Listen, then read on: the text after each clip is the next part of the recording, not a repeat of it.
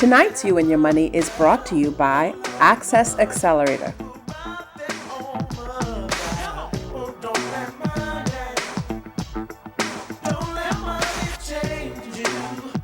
Welcome to You and Your Money. I'm your host this evening, Javon Butler. The U.S. Bureau of Statistics reported that 45% of businesses fall within the first 5 years, and 65% do not make it past 10 years. One of the reasons is due to the lack of capital. Joining me to discuss access to capital is today's co-host, Phyllice Bethel, Head of Advisory Services at Access Accelerator Small Business Development Center. Thank you, Javon. I'm honored and excited to be your co-host because entrepreneurship is a topic I'm very passionate about, and being able to share information on this platform that encourages entrepreneurship is a great opportunity. You mentioned lack of capital as being one of the top reasons why businesses fail. Yeah. Other reasons worth mentioning: lack of market research, lack of competitor analysis, and lack of management expertise. Okay, so we have this wonderful institution, Access Accelerator, Small Business Development Center, recently appointed a new board. Who are some of those members of the board? Okay. So first, let's acknowledge and thank the outgoing directors who played an active role in all that we've accomplished to date. Yeah. Now the baton has been passed to a new board of directors, including Chairman Lauren Baston, Deputy Chairman Ian Colebrook, other directors Nolan Carey, Mark Turnquest, Jael Gibson, Todd Martin, Creighton Moxie, James Julmis, Dr. Marlo Murphy Braynen, Dr. Randy Forbes, Antoinette Russell, and Sharnette Thompson. These names represent business owners, business consultants, corporate executives, a university professor, an attorney, and together they offer a wealth of knowledge, experience, and connections across industries, which Access Accelerator and small business owners can benefit from greatly. Okay, so for our viewing audience who are unfamiliar with Access Accelerator, what is it that you do, and how do you help to remove some of the barriers entrepreneurs face when trying to obtain funding for their businesses? So in one sentence, Access Accelerator gives Bahamian entrepreneurs access to training, funding, consulting, and networking opportunities. How we break down barriers in these areas: training access. So we offer free access to 14,000 Udemy courses specifically designed for entrepreneurs in various industries. Funding access through our various funding programs and multiple partnerships with Bahamas Entrepreneurial Venture Fund, Bahamas Development Bank, Royal Bank, Fidelity Bank, Yoco Limited, Omni Financial Services, Simplified Lending, BAF Financial, Leno, Sunshine Finance. With all of these partnerships, we've helped 1,910 entrepreneurs to access $70.7 million in grant, loan, and equity funding. Wow. Yes. Later in the show, we'll be talking about venture capital, which is available through your strategic partners that you just mentioned, with a partnership with the Bahamian Entrepreneurial Venture Fund. But talk to us about some of the funding options and programs available through Access Accelerator. So we offer access to 4 main types of funding. I'll start off with government grants, like the Fishing and Farming Grant, Preschool Grant, Technology Grant, Royal Caribbean Grant, Standalone Grant, ranging with approval thresholds from $5,000 to $50,000. A loan is another popular funding option. For example, business continuity loan, disaster relief loan, microloan, or the guaranteed loan. Our flagship funding program is the Guaranteed Loan Program, through which entrepreneurs can access up to $500,000, in some cases $1 million. Once our funding partners approve the loan application, then the government of the Bahamas will sign as the guarantor up to 75% of the loan principal. For some industries like manufacturing, fishing, agriculture, the government will guarantee up to 90%. And these instruments, these various mechanisms, are these available to Grand Bahama, Abaco, and the Family Islands? Yes, they are. Okay. And so the same training, funding, consulting, and networking opportunities are available across the islands of the Bahamas. Okay. In terms of funding specifically, and I'll definitely use my cheat sheet to stay That's accurate. fine, that's fine. So the top 5 islands to receive the highest number of approved applications are New Providence. 1,021 applications were approved for $45.4 million. Grand Bahama, 377 applications were approved for $11.2 million. Abaco, 154 applications were approved for $5.1 million. Eleuthera, 90 applications were approved for $1.6 million. Andros, 83 applications were approved for $1.5 million. What about the other islands? Of course, we have approved applications in Exuma, Long Island, Bimini, Berry Islands, Cat Island, Acklins, Crooked Island, San Salvador, Inagua, Mayaguana. The only island I don't see represented is Ragged Island, Okay. and we need to find out why. Yeah, well, as a Bahamian, many entrepreneurs may be intimidated by the application process. Is that what you heard? Or more specifically, presenting my business proposal and having a concern that someone may steal my idea. How do you safeguard against that? So our application process is not meant to be intimidating. It's a 5-step guided process for entrepreneurs.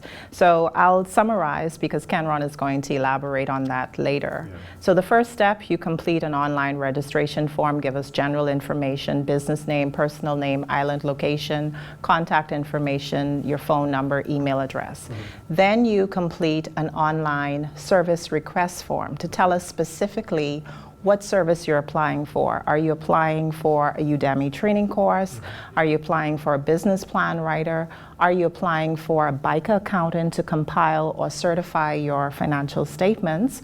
Or are you applying for funding? How much funding and what will this funding be used for?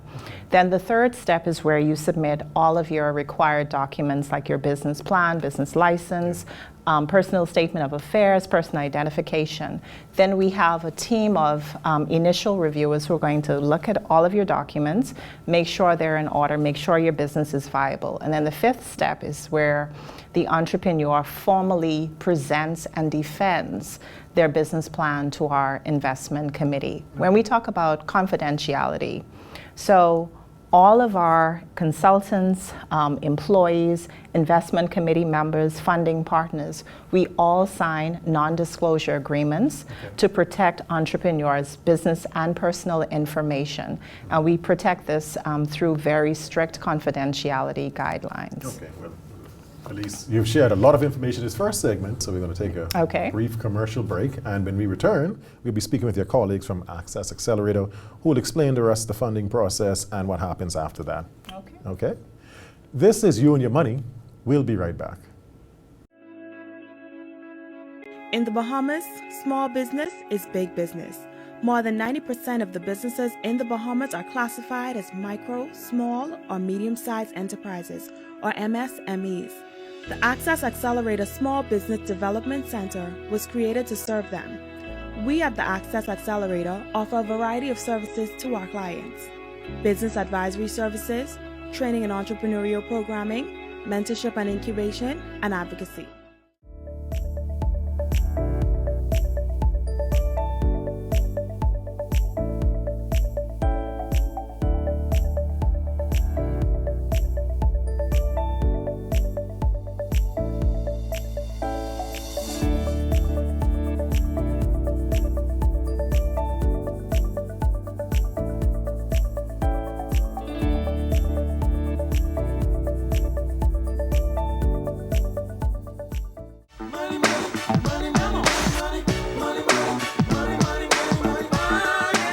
Welcome back to You and Your Money. I'm your host, Javon Butler, and I'm here with our guest co-host for the show today, Miss Phyllice Bethel, Head of Advisory Services at Access Accelerator.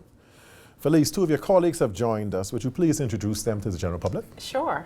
So Kenron Braynen manages the 5-step funding application process we spoke about earlier. So his title is Head of Pre-Funding. Okay. Soon to be, Dr. Leo Rolle manages the 3-year relationship after a client is approved for funding. So his title is Head of Post-Funding. Welcome, colleagues. Welcome, guys.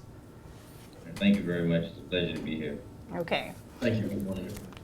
So now, Kenron, we receive funding applications from existing and startup businesses.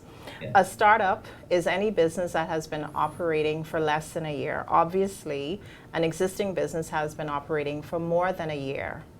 Because existing businesses account for 77% of approved funding applications, can you explain if the application and approval process is the same for existing and startup businesses? I would say that the application process for both groups of clients that you mentioned are similar but not the same. So for an existing business, for an existing and a startup, they both go through the same application process.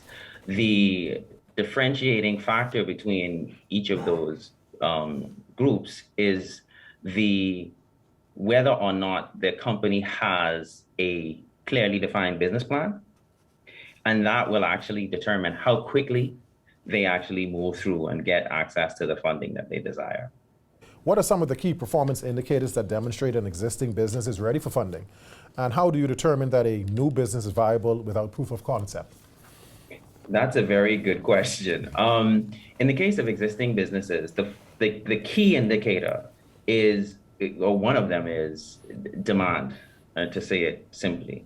So when an existing business person realizes that the present capacity that the business has, either in terms of its inventory or its ability to provide the service that it seeks to offer, if that demand outstrips or outpaces its ability to provide those services or provide the product that they're either developing or selling, then they know directly that it's time to diversify or expand their capital base.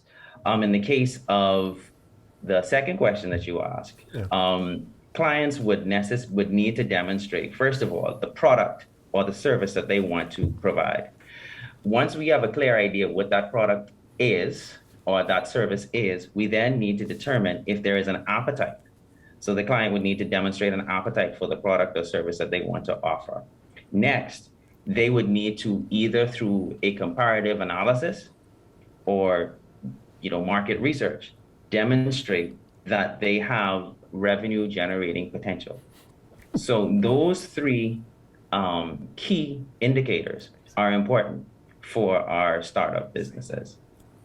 Okay, so Kenron, something you said earlier, the application and approval process is similar, but not necessarily the same. And for me, I would say 3 things our funding partners are most concerned about are business viability, realistic projections, and management expertise. An existing business will check the box of business viability through their historical financials.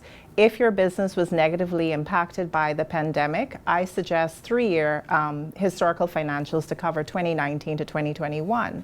A startup business checks the box of business viability, like you said, through market research, let's say in the form of an online survey or at a pop-up event.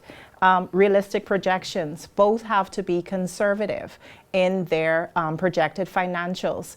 Conservative means sales cannot be overstated, costs and expenses should not be understated. There should be notes to the financial statements outlining what the assumptions are that the numbers are based on. Management expertise, they both have to check the same box. An existing business that's been around for 10 years, obviously the owner, employees, consultants have management expertise. So, Kenron, we know that you are the pre-funding.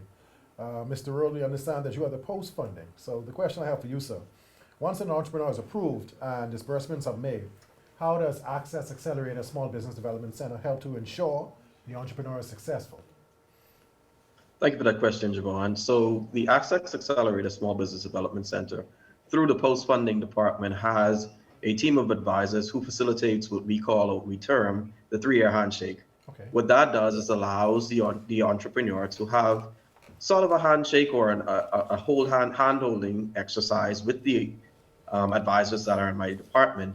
And what we do is on a monthly basis, we look through the financial statements, we look at their balance sheet, their profit and loss. We determine, or we go into the trenches with the clients to determine whether or not the business is profitable, what things we notice that need to be changed. We look at the various avenues for increased revenue, and a part of the overall, I guess, overarching goal of the department is to ensure that where we met that business when they came on to the organization is not where we leave them when the 3 years is up.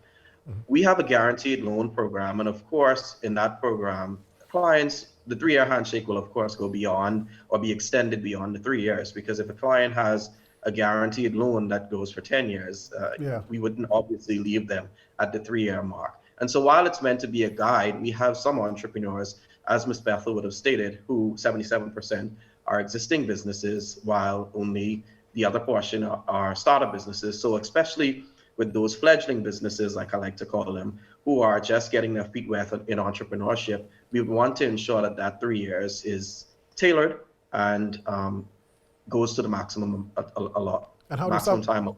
And how do some of your newly funded clients navigate challenges brought on by the pandemic? So when the pandemic came upon us, the SBDC, first of all, stepped up to the plate. We would have provided what we call a business continuity program. And that program assisted those entrepreneurs who found themselves in hardships. And so it allowed them to get access to funding to pay insurance, to pay staff, to pay various expenses. And we have had 593 clients that have had access to $42 million worth of funding from that program. Okay. Well, Leo, Kenron, we want to thank you for joining us today. And we definitely would encourage individuals to come and visit you at Access Accelerator SBDC, Small Business Development Center, to ensure that any business ideas that they have can be moved forward, and you can help them shape and mold the ideas that they have in their minds and at hand. So, Phyllice, when we come back, we will speak with the Bahamas Entrepreneurial Venture Fund, and they will explain to us the strategic partnership that they have with Access Accelerator. Exactly. This is You and Your Money. We'll be right back. I was actually born into farming. My grandfather, who is 80 years old, he's a first-generation farmer. 3 generations later, I decided to go into farming. So we do have 2 operating farms at this time, the one in Nassau and the one in Andros. This season, Access Accelerator assisted us in funding our strawberry project here on Andros. With us being able to access the Fish and Farmers Grant, it has actually given us the capital that we needed to start this farming season for our strawberry crop. We do believe that people eating organic food is very important, and we want to offer safe food and organic food. Some persons are still shocked that we've been existing for 8 years. Outside of having to come to our website to make purchases, if we can get more of our products to our clients, we'll be happy to do that, and local distribution would help us with that. I can tell you the industry is not attractive for young people. However, if you are passionate about something, you will definitely be able to excel in that area. And at this point for me, it's fun to be a farmer in the Bahamas.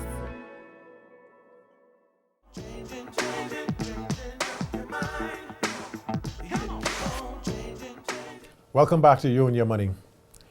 Bahamas Entrepreneurial Venture Fund, BEVF, is helping Access Accelerator Small Business Development Center make access to capital easier through a strategic partnership. Joining us to talk about venture capital and the strategic partnership is the chairman of Bahamas Entrepreneurial Venture Fund, Mr. Michael Cunningham. Welcome. Welcome, Mr. Cunningham. Thank you, both of you. And it's certainly a privilege and pleasure to be on your show. I don't know if you remember the first time we met in 2019 when Benjamin Davis was pitching his business plan to your board of directors. It was a very intense experience, even for me, an observer, but it led to the first client of Access Accelerator being approved for funding. Oh, really? Yes. I remember that very clearly at COB at the time. Yes. So I'm quoting this directly from your website. Bahamas Entrepreneurial Venture Fund makes loan or equity funding available for startup and existing businesses. Since inception, the government has released through your organization $8.2 million in funding, with 80% going to New Providence, 12% to Grand Bahama, and the rest dispersed among the family islands. Mr. Cunningham, for people who don't know what venture capital is, what is your simple definition and how do you compare it to grant or loan funding? Okay, venture capital, by its very name, venture, it's risk-taking, high risk-taking. And the reason why the venture capital fund was put into action by a former administration is due to the fact that the traditional banks or lending institutions like insurance companies, the commercial banks, did not have an appetite for small and medium-sized businesses, especially those that did not have any capital or very little capital but great ideas. And we started out with taking high risk of businesses that were relatively unique, different, like for instance, the one that we did at the electric car operation, because it was coming from someone who was still at Scobie at the time, right? Yeah. And I think he's doing very well as we put a significant amount of funds into that operation. But we have spread our wings throughout the family islands. We have dealt with, we don't give grants, okay, right? Okay. We don't give free money. We don't give free money like the Small Business Development Center, but we do give loans and equity. And equity is a form of funding whereby we partner with you, we become part owners of your company. And one of the beauties of being a part owner of your company is that one of our directors will be on your board as a director to ensure that all of your goals, your aspirations, and of course, all of the things that you need to put in place to make your business become a success are done. And we've done that tremendously with a number of operations in the family island, and we've done it more so with those in New Providence as well. The Small Business Development Center, I believe, is a perfect marriage. We were waiting for something like this for some time, because the venture fund cannot go out there and do business plans and then go ahead and get the funding as well. So the Small Business Development Center forms a perfect marriage in that they help young entrepreneurs getting their business plans together, getting them to understand what it is to do business in the Bahamas, what it is to go through the various aspects of getting your license, etc. And then they refer it to the fund itself. We will do our interview, right, with the prospective individual, and the ball gets rolling where we go ahead and give you either equity funding or that of loans. We have a stronger appetite for equity funding as opposed to loan. And the reason being, as you would be aware that the first several years of a business operation is very, very difficult when it comes to the working capital, the finance, etc. So the equity funding give you that kind of flexibility in that you don't have to worry about paying back the loan right away, right? And that can ride on for 5 years. In some cases, it's gone beyond 5 years because of certain things that happen worldwide and certain things that happen in our country recently, which we have had to extend it beyond 5 years. We've had a few cases where companies have redeemed their shares, and the fund itself has gotten up to like 20% in return. Yeah. So it's good for the fund and it's good for the individual as well. It's a win-win situation. But when you compare 91 guaranteed loan applications to only 13 equity funding applications, entrepreneurs still prefer debt over equity funding. Yeah. Why do you think that is? Is it because entrepreneurs are just unwilling to share their hefty profits? Or is it that entrepreneurs are afraid to give up equity or control in their business? I think it goes back to what has happened several years ago, where you would find individuals, even when it comes to loan, right? Some banks would give loans, and then you have others within the bank itself stealing these ideas, being competitors, having higher resources as well, and just move them out of the market. Yeah. And I believe to a great extent that's one of the reasons why you have individuals don't wish to have equity, one, they feel as though, well, look, if they get an equity partner, it may get to the point where that equity partner even buys them out, or as you've indicated, have greater control of their operation. But the fund itself don't act in that manner. We sit on the board of your company in order to try help steer you, right, to being a successful company, because we want you to be successful, pay us back the equity or redeem your shares, get out, and you get on with your life. We're not going to interfere with your goals, your aspirations, etc. We're just there to make sure that your business plan is executed as smoothly as possible and as effectively as possible. With venture fund, when do entrepreneurs have to start paying back dividends? We look at dividends. Only depends on your profits, right? And of course, the cash flow. What we do, we have an agreement in place, right? A shareholders agreement in place, which will stipulate when or what structure or financial position the company has to be in order to pay dividends. We don't look for dividends in the first 3 to 5 years. Okay. All right. In fact, we have never received any dividends from any company. All we had is at the end of the 5th year or thereafter, they just went ahead and redeemed their shares rather than paying the dividends. Okay. Well, Chairman Cunningham, we want to thank you, sir, for joining us. This has been very informative, and we do wish you and the Bahamas Entrepreneurial Venture Fund all the best and continued successful relationship with Access Accelerator and the Small Business Development Center. Thank you. Thank you very much. My delight. This is You and Your Money. Phyllice and I will be right back after this brief commercial break. In the Bahamas, small business is big business. More than 90% of the businesses in the Bahamas are classified as micro, small, or medium-sized enterprises, or MSMEs. The Access Accelerator Small Business Development Center was created to serve them. We at the Access Accelerator offer a variety of services to our clients: business advisory services, training and entrepreneurial programming, mentorship and incubation, and advocacy.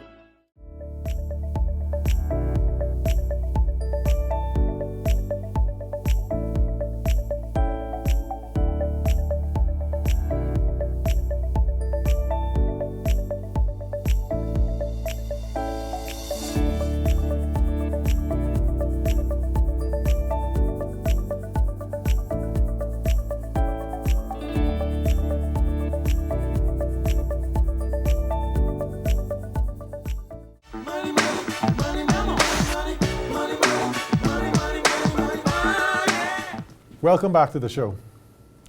Phyllice, talk to us about the success that Access Accelerator Small Business Development Center has had to date as far as the number of businesses you've funded and the total amount of capital that you've helped businesses obtain since injection. Okay, so to reiterate, Access Accelerator has helped 1,910 entrepreneurs to access $70.7 million in funding.